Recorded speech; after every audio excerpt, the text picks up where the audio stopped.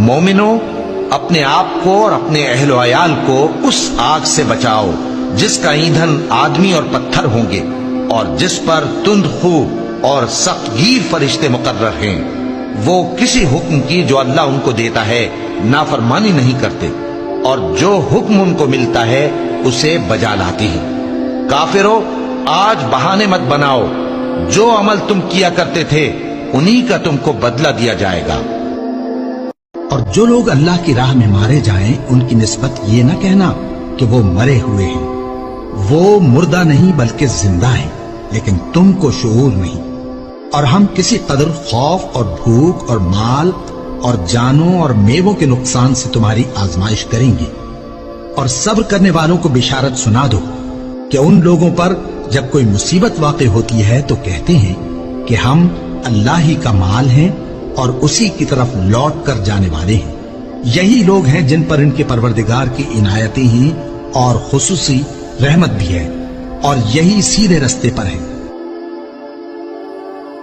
جن لوگوں کو ہم سے ملنے کی توقع نہیں اور دنیا کی زندگی سے خوش اور اسی پر مطمئن ہو بیٹھے اور ہماری نشانیوں سے غافل ہو رہی ہیں، ان کا ٹھکانہ ان اعمال کے سبب جو وہ کرتے ہیں دوزخ ہے۔ اور جو لوگ ایمان لائے اور نیک کام کرتے رہے ان کو ان کا پروردگار ان کے ایمان کی وجہ سے جنتوں میں پہنچا دے گا۔ ان کے نیچے نعمت کے باغوں میں نہریں بہ رہی ہوں گی۔ جب وہ ان میں ان کی نعمتوں کو دیکھیں گے تو بے ساختہ کہیں گے سبحان اللہ، اور آپس میں ان کی دعا سلام علیکم ہوگی، اور ان کا آخری قول یہ ہوگا کہ اللہ رب العالمین کی حمد اور اس کا شکر ہے۔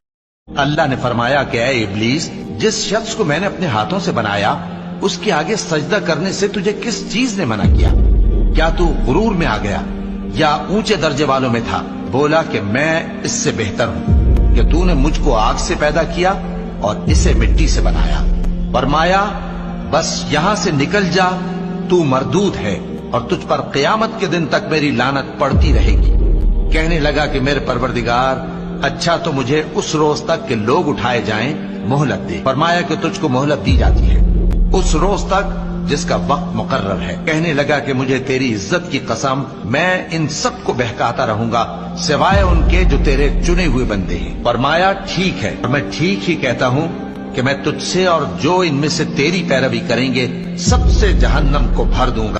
میں اس شہر یعنی مکے کی قسم کھاتا ہوں، اور تم اے نبی صلی اللہ علیہ وآلہ وسلم اسی شہر میں تو رہتے ہو، اور سب کے باپ یعنی آدم اور اس کی اولاد کی قسم کہ ہم نے انسان کو محنت و مشقت میں رہنے والا بنایا ہے۔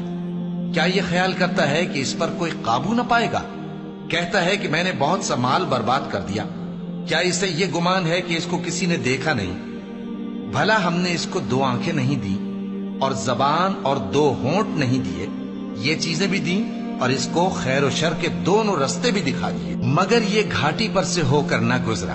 اور تم کیا سمجھے کہ گھاٹی کیا ہے؟ کسی کی گردن کا چھڑانا یا بھوک کے دن میں کھانا کھلانا، کسی رشتہ دار یتیم کو یا مٹی میں پڑے کسی نادار کو۔ اور جو لوگ اللہ کی راہ میں مارے جائیں ان کی نسبت یہ نہ کہنا کہ وہ مرے ہوئے ہیں، وہ مردہ نہیں بلکہ زندہ ہیں، لیکن تم کو شعور نہیں۔ اور ہم کسی قدر خوف اور بھوک اور مال اور جانوں اور میووں کے نقصان سے تمہاری آزمائش کریں گے، اور صبر کرنے والوں کو بشارت سنا دو کہ ان لوگوں پر جب کوئی مصیبت واقع ہوتی ہے تو کہتے ہیں کہ ہم اللہ ہی کا مال ہیں اور اسی کی طرف لوٹ کر جانے والے ہیں۔ یہی لوگ ہیں جن پر ان کے پروردگار کی عنایتیں ہیں اور خصوصی رحمت بھی ہے، اور یہی سیدھے رستے پر ہیں۔